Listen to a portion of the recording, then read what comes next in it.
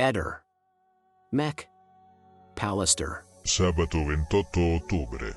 Oggi è San Simone. La frase del giorno è: vuoi erigere un edificio che arrivi fino al cielo? Costruisci prima le fondamenta dell'umiltà. Accadde oggi, 28 ottobre 1919, Stati Uniti d'America. Inizia il proibizionismo. Lo sapevi? Amelia Dyer, vissuta nel 1800 e soprannominata la balia assassina, è considerata la serial killer donna più spietata e prolifica della storia. Uccise un numero indefinito di bambini, dai 200 ai 350. Si trattava per lo più di orfanelli che comprava da madri che non potevano o volevano crescere i loro bambini. Ehi, non dimenticare di iscriverti a questo canale.